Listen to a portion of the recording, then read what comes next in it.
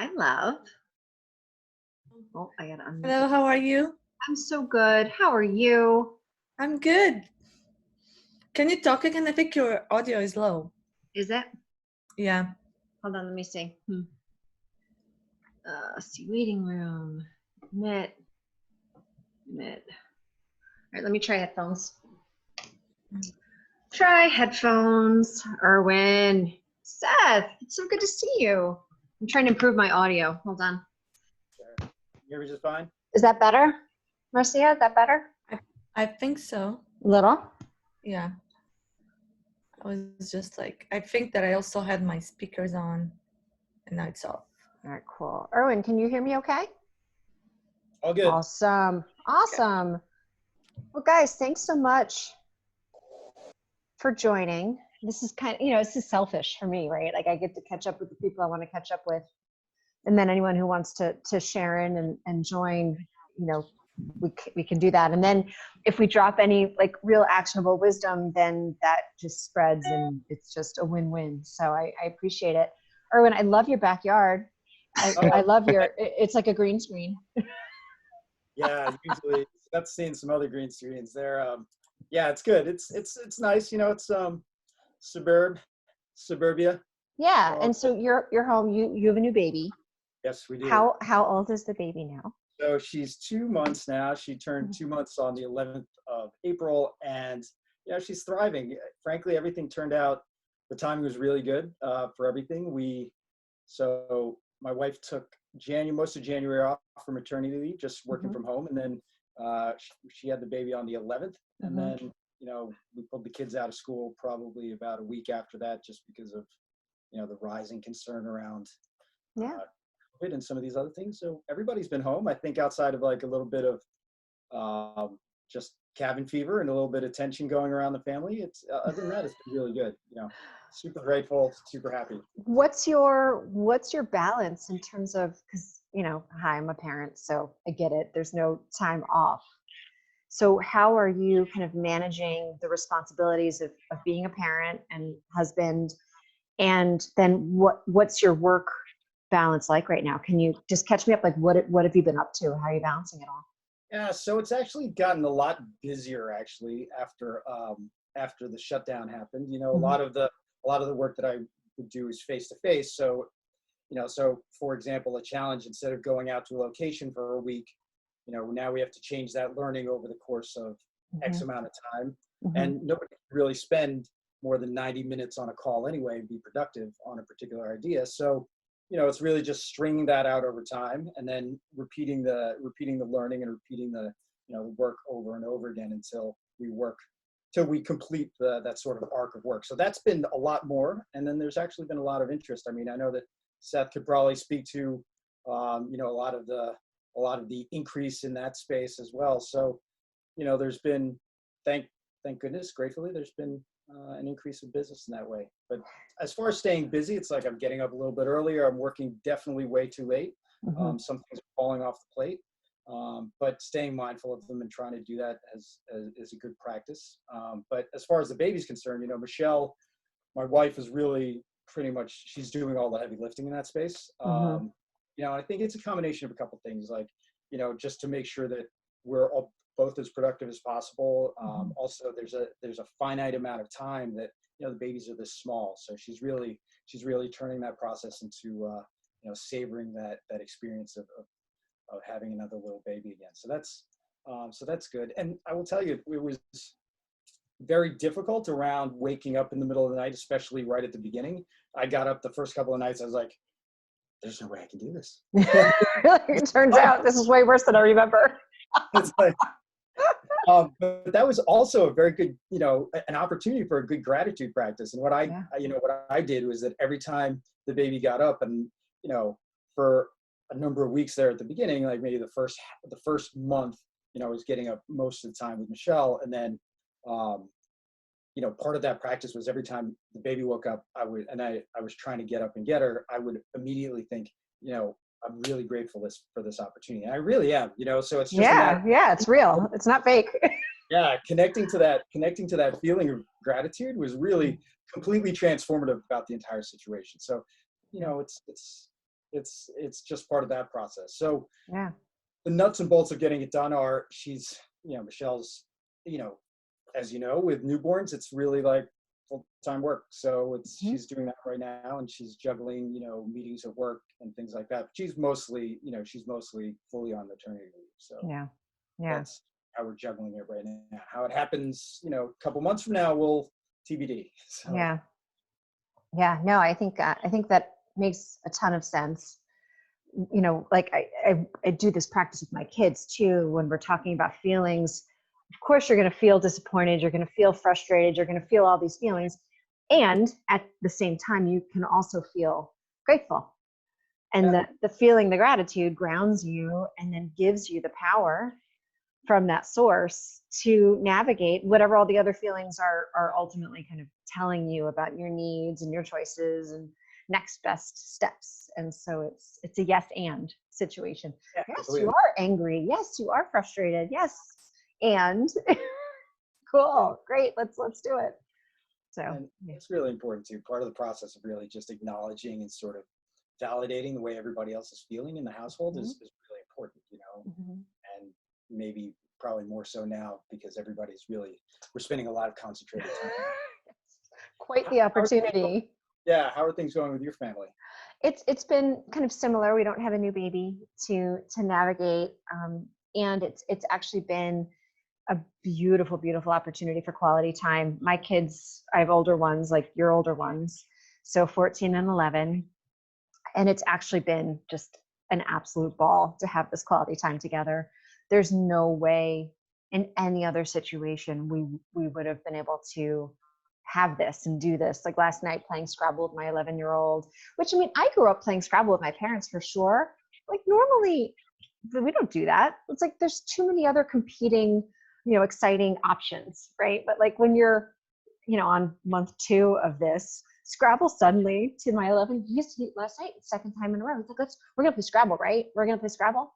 And I'm just like, yeah, we're playing Scrabble. And I'm like, this is great. I mean, it's been great, honestly. And it's been great for me personally because, there's nowhere to run. There's no room to run. Like if something starts to get frustrating and maybe I would have bowed out because I was uncomfortable. And one of the things I've learned, Marcia already has heard this, but it became really clear to me over the last month, the areas in my life where I did have a lower tolerance for discomfort without realizing it, where I would have that kind of weakness and I would bail, right? Personal relationships.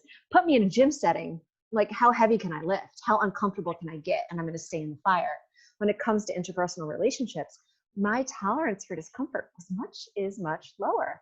That's where I had a lot of opportunity. And I'm like, ooh, this is interesting. I have nowhere to go. I have to stay in this. So what's underneath this? And so it's been an incredibly, ripe opportunity for growth.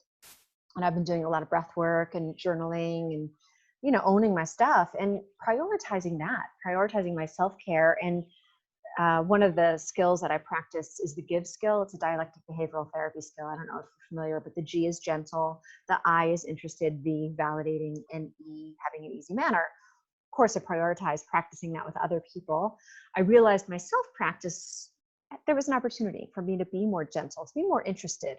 Normally, I'm like, oh, I'm fine. Pam, you're fine. That discomfort you're feeling, it's fine. And now I've been like, wait, slow down.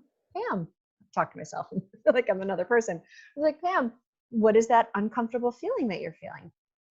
Pay attention to that. What is that? Oh, that's interesting. Validate it, go easy on it, and then get to the root of it. Whereas before I would just ignore the feeling, right?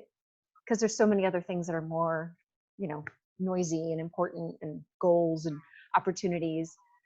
So it's been awesome. Tons of unknowns, lots of, discomfort, and it's been awesome. That's great. I mean, I think a lot of the people that I speak with that have that same sort of attitude about what's been going on, it's really just been a lot of framing, a lot of proper framing or more productive framing around, this is a certain set of unknowns that we're going to go through, and how do I make the most of it? How do I stay prepared? How do I really lean into the opportunity to learn something new, not only about myself, about my family members, and it is true. I don't know the next time we'll have an opportunity to spend 2 months together as a family. Yeah. we did it a couple of years ago, and over a summer, basically a long summer trip, and I thought it was great, and I thought, well, that's the last time we're ever going to do that.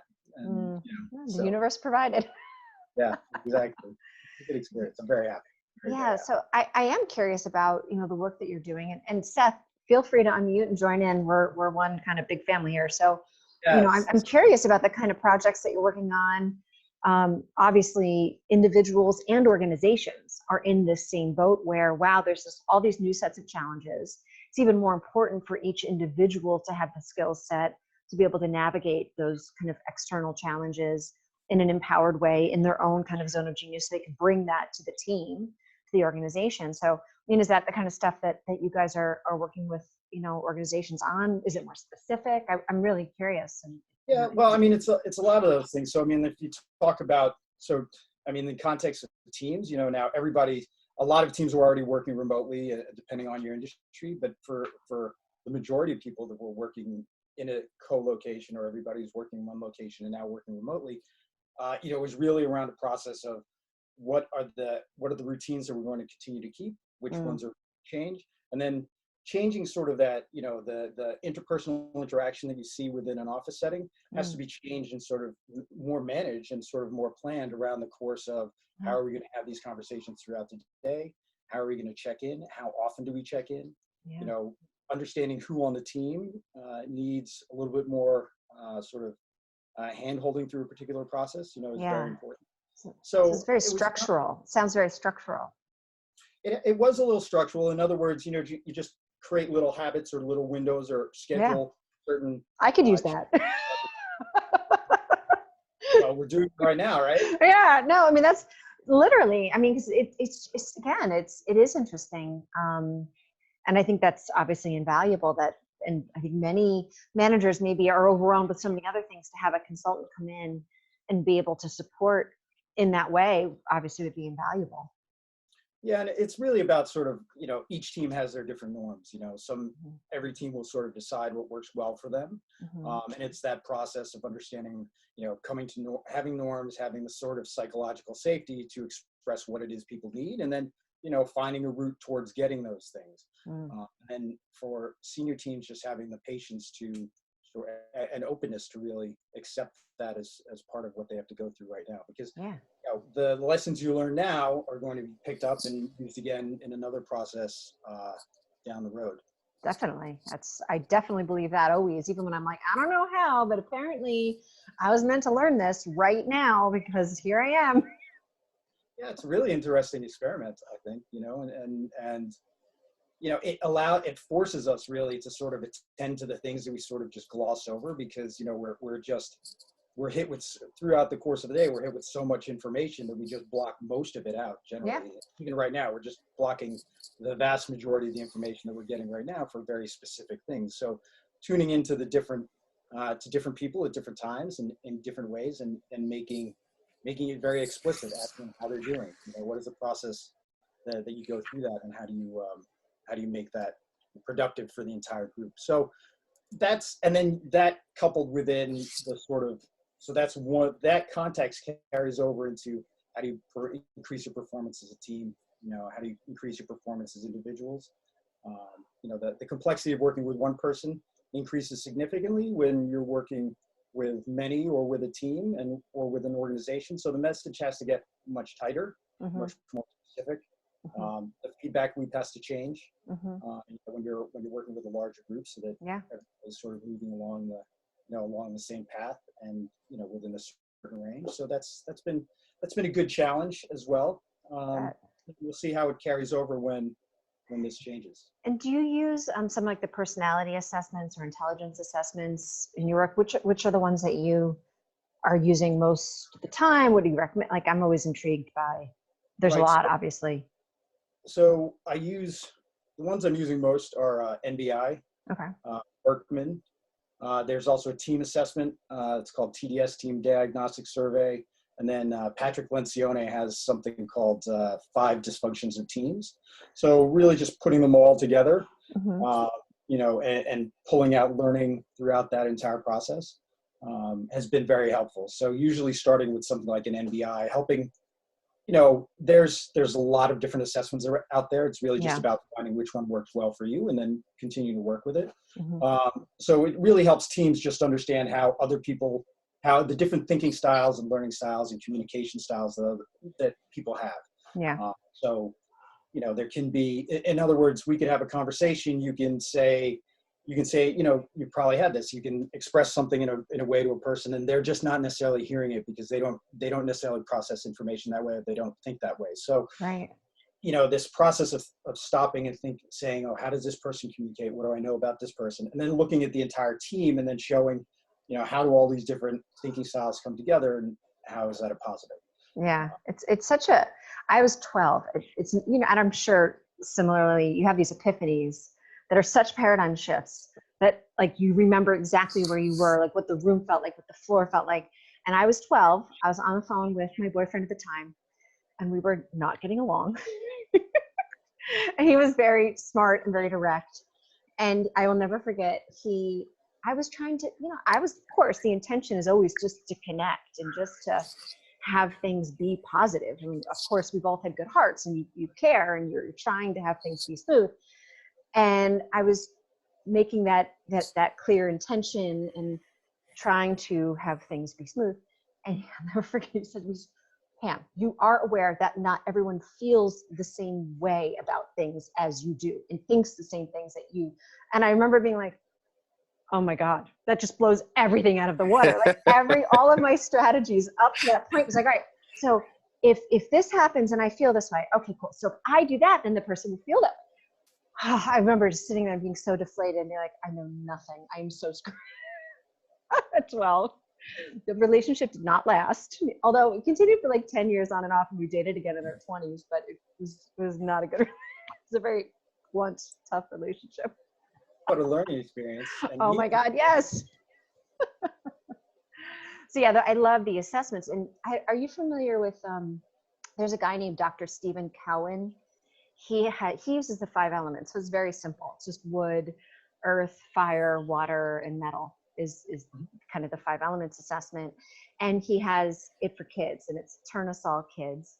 And so you do it with your kids, and like my daughter is water, my son is fire, I'm wood, my husband's earth. And then it kind of shows you how, oh, okay, that's why you drive me crazy. That's why I drive you crazy. And this is how we support each other and amplify each other. And it actually, it has been such a great thing in our family. It's a very simple, way to kind of use these tests. But I think that's great. I'll try that out with my kids. Yeah. And there's go ahead. Well, Erwin, I was interested in your thoughts specifically about the last couple of weeks and the relationship between the influence of the personality of leader on teams right now. I mean, how's that changed in this period?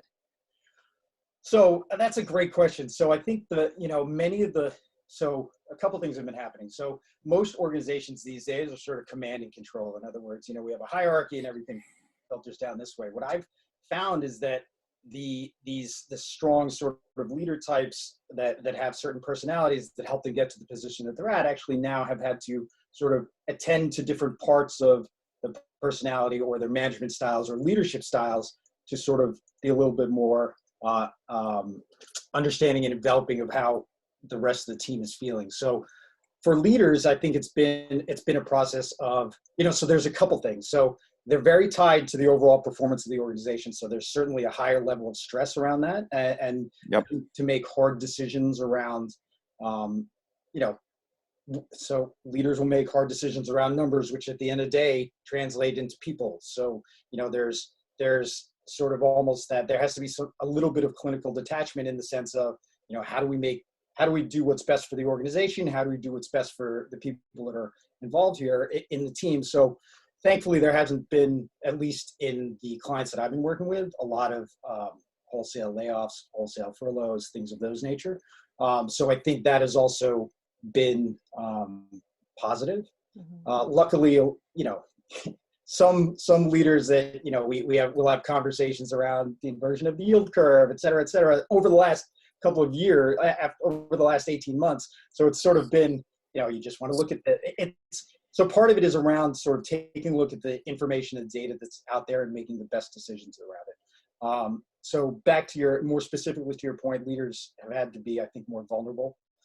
They've had to be more open to sort of this idea of, how are people feeling, attending to those things versus just the numbers per se, because, and I know that, we were discussing Scott Barry Coffin's book Transcend and what he thinks about sort of this, the upending or the rearrangement of the Maslow's hierarchy of needs. And, within that sort of idea, people are still having, really in the last couple of months, having to attend to the physiological safety, sort of the more basic needs. So addressing those things has been something that a lot of leaders have had to change and pay a little bit more attention to, much to the point of really having to plan in some of these conversations around how people are doing, how people, connecting with people on a different level. As far as decision making is concerned, they're having to make some hard decisions, and it's not easy, and then it's just a matter of, it's just a matter of weighing the long-term benefits, what has to happen. A lot of organizations have actually just, the ones that have had to make changes have, rather than have all the suffering be concentrated within a small group of people, that is letting some people go, reducing everybody's pay across the board, sort of keep everybody, so that everybody sort of shares the burden. And then the leaders have, have taken a larger percentage hit, just because they can afford to. And I also feel that it's sort of for leaders that have clearly defined their why, clearly defined their values, clearly defined their ideas around how they care about the teams and the people they care for and the people that they lead. That's been the case. I mean, I would certainly agree really strongly with your last point there, that leaders that have a strong sense of mission are able to function right now, in a way that differentiates them from other leaders and other organizations in a way that's much more marked than in different periods. So, I mean, my observations would totally jibe with you there. And I think the other point you made about the need for the leaders right now to attend to emotional needs of employees, clients, shareholders, that's always an important part of a leader's job. But at least in the situations I've been seeing, it's become a much larger part in the last couple of weeks, and the leaders who are able to recognize that and able to function comfortably in that emotional range, that's also been an important, an even more important leadership skill in the last couple of weeks than it is normally. Yeah, totally. And I think, there's been, so now we're coming into this phase where, okay, everybody's sort of feeling, in many cases, the world isn't coming to an end. We're not coming into this anarchy phase, but right in the beginning, I know that speaking to other people in the field, the sort of coaching and organizational development field, a lot of whom are, out of New York, working in finance, those decision-making professions. There was a lot of fear, a lot of uncertainty, certainly a lot of stress that was going on. But I think it's sort of, it's changed a bit, much in the way that people's perception of what's going on has been changing. But, there was a while there, maybe a few weeks ago, where some people were really feeling, not only just the client, not my clients per se, but other people that I was speaking with, their clients, and then in turn themselves, because you tend to sort of absorb a lot of the stress that's coming on, and that's just part of the job, part of the landscape is that I guess another idea is like sin eaters, you eat some of that feeling that they're going through in service of sort of helping them get perspective and do these things. And it can be challenging. So that's, but I've noticed a bit of a shift in that area over the last, on those numbers or those feelings over the last couple of weeks, into something a little bit more, okay, we can get through this. More optimistic. There's more optimisticness, I think, that some of these structures, these systems aren't going to completely collapse. Yes, it's going to be a period of constriction in a lot of the systems, and the systems themselves seem like they're going to survive, at least at first. But again, I think everything that you guys are saying, the thing that I keep coming back to, actually a conversation I had last week with a friend who's also a leadership coach, much more kind of on an energetic side, and practically, but just, we were talking about being able to lead from a place of not knowing. And when you are now suddenly in an environment where, the past, if this, then that kind of learnings that our brain has, filed away, when we're in a whole new situation where you can't use that to predict and use that to have some semblance of illusion around certainty that, okay, if I do this, I'm going to get this positive result. Therefore, I feel good about the return on investment and the decisions that I'm making. The ability to lead from a place of really not knowing and having that uncertainty. Yes, having that connection to a deeper why.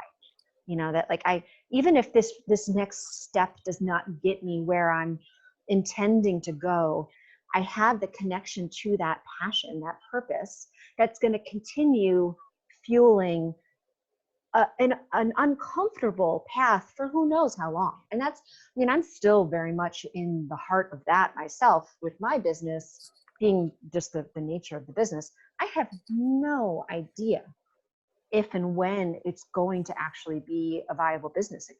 Like there's no light at the end of this tunnel for me as a small business owner, just the nature of the business. And so I have to kind of stay in that place of uncertainty, and I keep checking back in with my why, my mission, and is it still rooted in enough to tap me into the passion and the purpose to keep me pushing through this time that's still very dark. I have not popped my head out yet from this new kind of, layers of dirt that just got dumped on me. And I'm like, I don't know. That adage about the seed, the seed thinks its life is over and then it realized it was just planted. That's one of my favorite sayings. It's cute. It's a little bit of a spiritual platitude, but that's kind of how it feels right now. And I keep checking in. No, I still feel the passion. I still feel the purpose, which is that why, the mission, that's going to continue to allow me to lead whoever wants to come along with me on this still yet to be unknown journey. And I think, those kind of spiritual properties that you can tap into the energetic, super, super important right now. And those are the properties that I am optimistic are going to be more and more present in our leadership. Because right now, a lot of the leadership, at least on the political side, don't really seem to possess those qualities, wisdom, a deeper, holistic passion and purpose. Yeah. So, I definitely feel, I feel the struggle that you're going through, and it's, and I know that it, just from what I know of you, you have this very light energy, and I know it's got to be very difficult, but, in this time of uncertainty, what I'm seeing is that sort of shortening your feedback loops and sort of redefining what constitutes a win throughout the day or constitutes win, over whatever amount of time that we're looking at here, is just continue to sort of reinvest in those things where you can and when you can. And then, look at this as as you are, look at it as a learning experience in the sense of okay, great, you have a physical location, but is your work necessarily designed around a physical location, or is there some sort, is there an ethos? Is there a value set? Are there principles? Are there ideas that are really durable over everything else that you're doing? And then how do you sort of build that aspect of it, and then sort of continue to reach out? It's fun. It's actually fun to be kind of forced to do this rediscovery and expansion. It's by necessity. It's forcing me to expand, the definition and the, revenue streams that I'm kind of now considering and building out that before I could say, oh, that's not the priority because I'm doing this. So now I'm like, well, no longer doing this. So I get to now invest in these other revenue streams and, types of businesses that do all kind of fall under this ethos. And it's fun. I tell myself that anyways. It's just fun. Well, look, whatever you look for, you'll find. We're meaning making machines. We look for patterns, and whatever value you assign to something, is the value that it's going to give to you, and the more you look for it, ways for it to be fun, the more you look for it, the more you'll find it, ways that it is fun. Yeah. No, it's awesome. It's a process, and always feel free to reach out. We're not meant to go through this alone. I know we're physically distant, or we're physically physically distanced from everybody, but it doesn't necessarily mean that we have to be socially distant. Yeah, it's one of the things I've realized I missed the most in the last 2 months. It was such a gift to have a physical location where any given moment I had no idea who was going to walk in. I was just like, what a surprise and delight opportunity to just, and I had no awareness of this when I opened up Pact, but what a gift that was to just have a place that any given day, literally anyone could walk in. Anyone could just fall into my life. And I'm like, oh my gosh, it's so nice to meet you. Like, I didn't even know what a pleasure it was going to be to get to meet you. What a pleasure. And I miss that tremendously, and I really look forward to figuring out how to recreate that in some way, shape, or form really quickly. Like really quickly. But social media has that opportunity too, and being active on social media is a virtual way to do that, because I already have experienced that too through social media, planting the flag, and that people will just DM you, and sometimes inappropriately. I'm talking about the appropriate, professional DMs. those are good. The inappropriate ones. I'm unfamiliar with those, Seth. I don't get those don't come to me either. Marcia, you get those? I think it's a girl thing, and also the fact that I'm like 80% naked on the website. Anyway, but yeah, it's all I have such a deep kind of ethos around just loving life and trusting life that I'm like, oh, apparently something new is happening. Ooh, let's see what comes out of this. And I don't just pour spiritual platitudes on it that like, oh well, everything comes for a reason, it's all going to end up good. No, I don't believe that. It may suck forever and then we die. Like, it's as sad as or as heavy as that sounds. And it's funny because I continue to be more excited and more inspired, and having visions and having great conversations that continue to inspire and empower and get support from unexpected places. So, my experience of all this is incredibly positive, and I really appreciate you kind of sharing yours, because it you guys I think are having a similar experience. Not that it's always easy. I mean, I've lost my shit many times, with my kids and my relationships. And then I learn from that. Every time you lose your shit, it's always a learning opportunity. Eventually, so it's all been really, really awesome. Yeah, I mean, to your point, it's like that. It's that idea of meditation or breath work where you find yourself drifting away. The real practice is actually pulling yourself back in. Yeah. So, when you recognize it, just recognize it, accept it, and understand what happened, and try to move on from it. The other thing that you were saying around the sort of randomness of connections you might be able to make. I mean, maybe there's some way to actually sort of tap into the sort of like community to say, why don't we have you seen that the New York Times article? It had 36 questions that if you ask those questions, people will, you could have sort of like a I guess not like a, sort of a quick chat situation where everybody talks to each other for 2 minutes and then they move. 2 minutes, move. Yes, And you just, that's what I was thinking about that too. Is there an online app like that? Because like when you go to like these biohacking breakfasts that are usually every Friday, and what happens is there's a big group of people, and then you naturally end up having one-on-one side conversations with a bunch of those people. Is there a digital platform like Zoom where, like, suppose there were 20 of us on this instead of 4, and then you're like, you know what, I want to like talk to Marcia, because Marcia's like kind of not, talking to anyone right now, and we can kind of go off and have a side chat and then come back to it. And you kind of still hear what other people are talking about, but is there anything like that? I don't know. I don't know either. I'm like, someone should invent that. Yeah, Zoom could be certainly broken down into you can break up breakout groups sessions, in breakout rooms. But yeah, I mean, it could be, so for example, having, this week we're going to be talking about this particular topic. People that are interested in, come in, it's free. Everybody needs to register because we just can't make it open.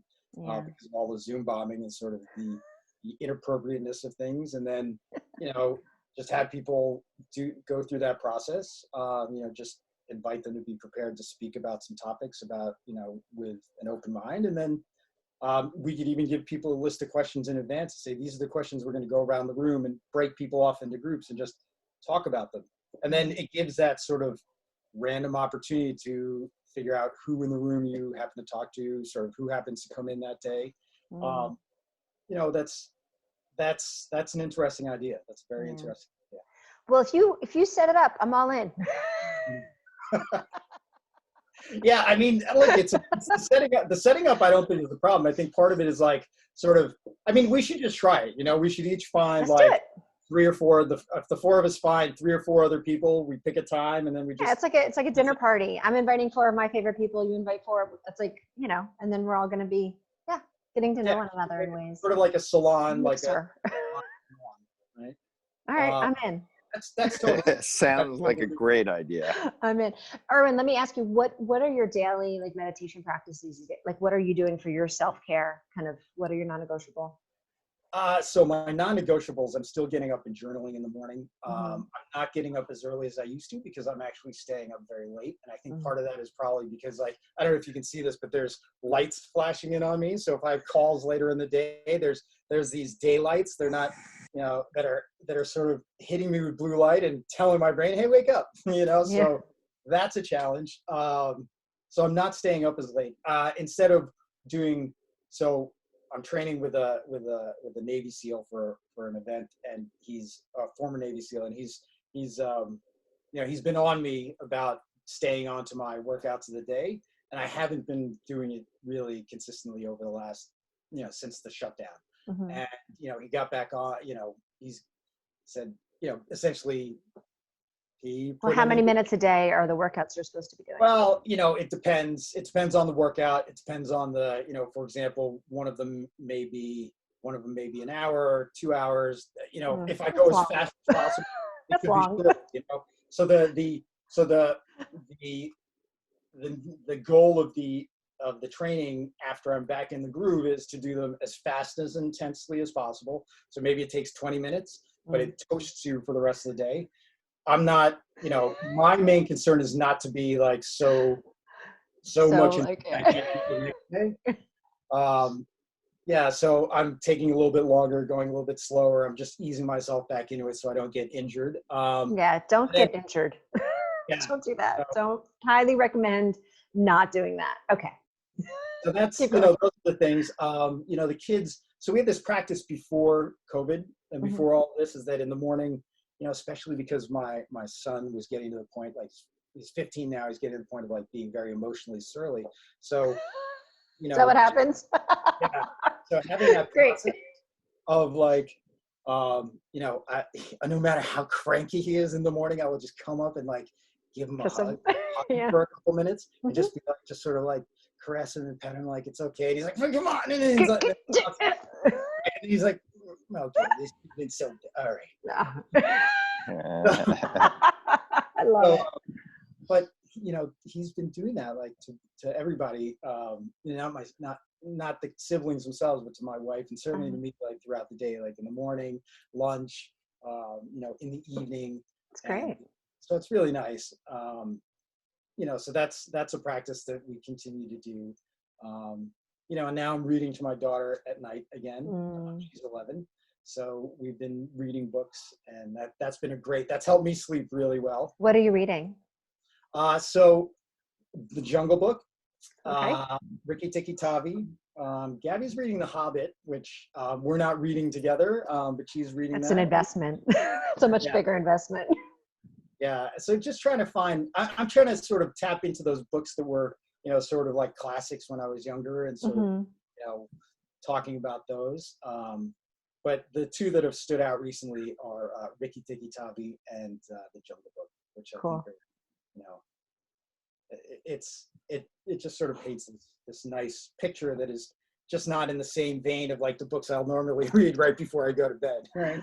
Yeah. Yeah. No, that's my husband, my son and I, when we were on vacation over Christmas, we started reading Name of the Wind together Did you read that? It's intense. It's good. I mean, it's definitely, you know, more sophisticated and heavy, but it's a really freaking cool fantasy sci-fi book. And you know, he's it's funny because he has had these little mini spiritual awakenings, and so he is very aware of when he's like consuming something in a book and it's like, oh mom, you would like this, because they're talking a lot about, you know, whatever, you know, more spiritual principles. Like when he first saw Doctor Strange, he's like, mom, you gotta watch this with me, this is so like everything that you would love, you know. It's like, cool.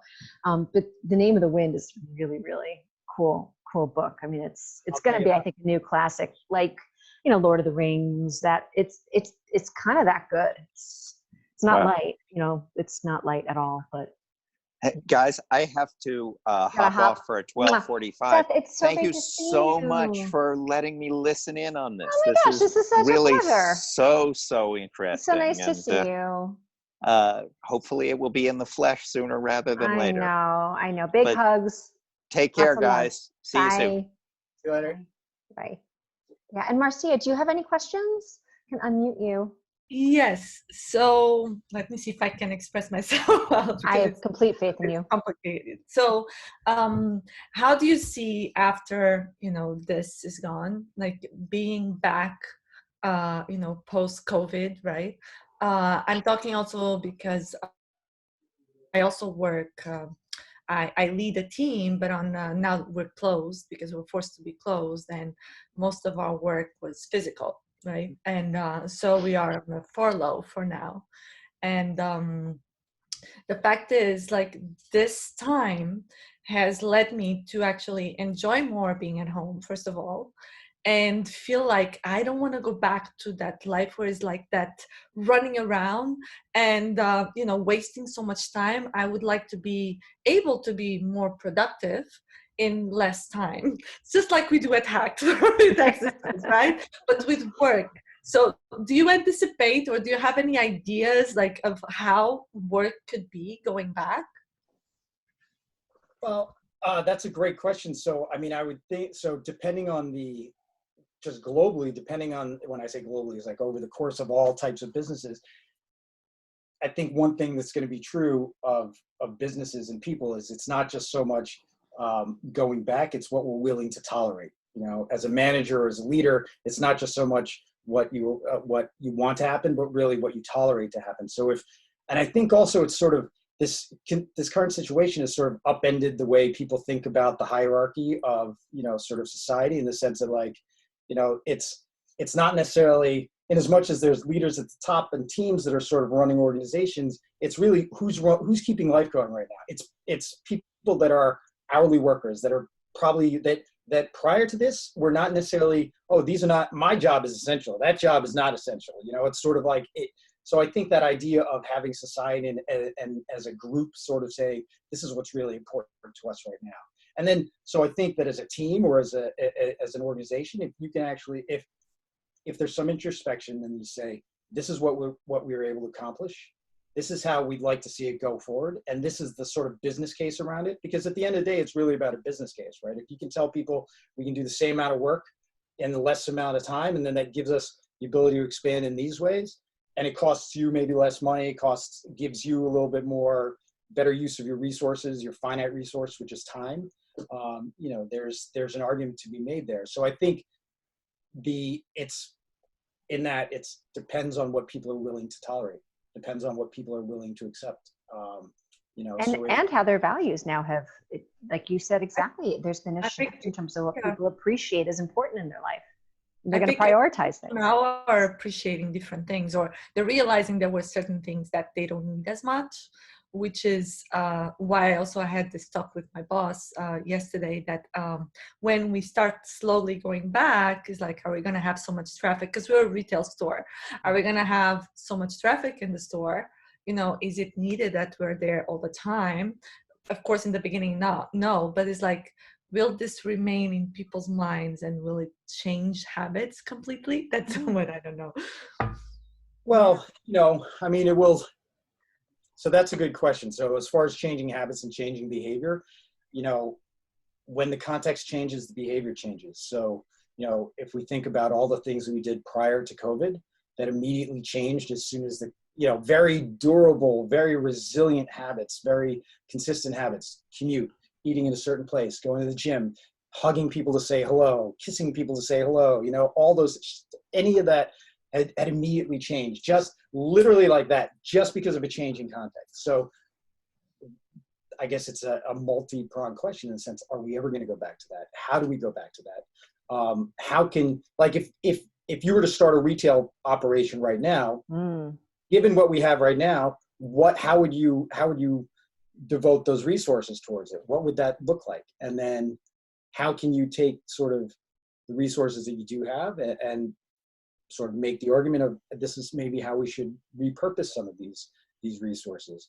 Maybe it gives you an opportunity, maybe instead of like people sort of doing these one-on-ones, where you wait for people to come in, it's sort of like, oh, now we're going to do sort of like a salon or, an online situation where we're going to show different people wearing different things, and this is how, so people are still going to need clothes. They're still going to, need the retail and sort of physical things that they come in on. And then one of the things that I find very useful when buying things retail is that I'm generally not an easy fit in the sense that like, I have to have all my shirts and my suits made because like they just don't fit. So strong. Just say it. You've got a lot of muscle. No, I'm really not. I've an oddly shaped, a hump on my back. I'm an oddly shaped human. Nah, it's just, but you know what I mean? It's like so that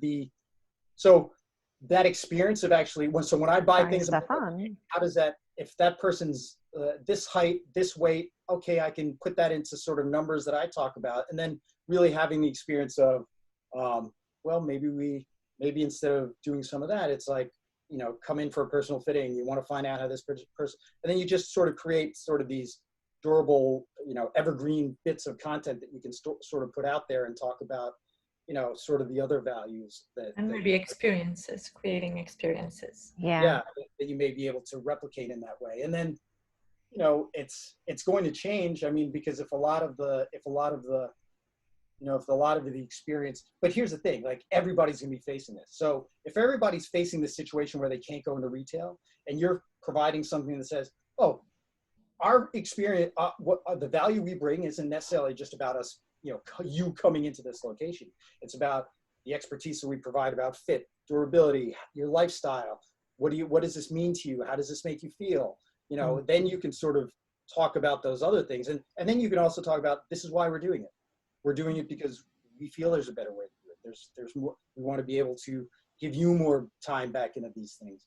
We want you to be able to, shop at the time that's best for you. So you're sort of, what's Simon Sinek, people don't buy what you do, they buy why you do it.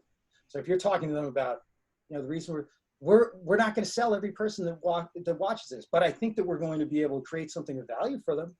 Talk about like, and then maybe when it comes time for you to come back and look for a particular product, what do you think of us? Yeah. And then it's just that process, because if otherwise it's just like, maybe you don't have. Well, I think New York too is such a unique conversation. Because there's certain places, like my mom lives in Vail, and they're opening back up because they can hit all of, the check marks that, they haven't had any new cases. They have the ability to test people. They have the ability to track what, they've got the boxes to check. In New York City, it's like, when you really think about it logistically, I'm like, when and how the fuck is New York City ever going to actually be able to satisfy those conditions? So I think specifically for anything that's a New York-based bricks and mortar business, for the foreseeable future, we have to be thinking about how we're going to be delivering value in a new way to be able to drive revenue, to be able to have a sustainable business. And it's I think just the reality. I think it's just different in New York City as opposed to other communities. It's just the behavior in New York City is, a lot of people aren't going to be going into stores. I mean, my husband and I talk about this all the time because he is more conservative than I am about his, risk tolerance to being exposed to this. And so for him, like we just bought a boat. Luckily, we're pretty lucky. Obviously, I'm super, super grateful that we have access to this right now. He was like, you don't need to drive the boat. You don't need to go see the boat. Just have them take some videos. And I'm like, dude, I'm not going to buy a boat without touching the boat, without driving the boat. There's a whole conversation. He would have bought a boat without ever touching it, driving it, seeing it. And so there's going to be a lot of people like for furniture. And Mercy is, I think, interior design furniture, right? So like, there's going to be a lot of people who are like, dude, that's good enough. Like, I need to redecorate. That's good enough. And then inspiring trust that you're the trusted one whose eyes and touch they do trust and respect, and will empower you to actually be the one touching it. Yeah, exactly. In New York City, that's most people are going to be wanting those trusted sources. Yeah. Of things. So in the case of furniture, one of the things that you can do is like sort of making these investments in AR and VR, and really being able to say, we have that already going on because we provide actually a lot of service. We are more like high-end luxury, and the thing is, like, the type of client that we have, usually it's not the type that will buy without seeing it in person. It's different. There's a lot of like furniture being sold online, but it's cheap, and you think, oh, if I don't like it, I'll just return it. In our case, return policies are also kind of tough, so makes it harder. People will usually want to see the samples, want to feel that. What you can do is you can create schedules. In other words, yeah, that's what I'm thinking of doing actually, because I think it will be more valuable. We will have less people entering in the stores, just like Pam said, and just giving them more attention and creating appointment services. Mm-hmm. Yeah.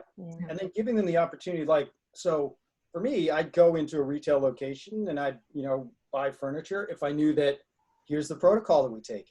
There's a X amount of gap where we circulate all the air and it makes sure blah, blah, blah, because, there's, and we wipe everything down in X, Y, and Z fashion, everybody wears booties, because that moves in and out, everybody waits within a certain, like you can have a vestibule where the air circulates in up through there. And then, just watch, they can even watch what's going on if they don't believe what's going on. And it's like, how do you increase that comfort of somebody saying, I would go into a furniture store like that in a second, like and then say, okay, great. They really care about what I care about, my safety, my security, because furniture is about, sort of safety, security, feathering the nest, so to speak. It's taking care of those sort of very basic needs around comfort, security, and all those things. So addressing that, say, I know you're looking for comfort, security, style. This is how we do this, and this is our approach to this because these are our values, and so,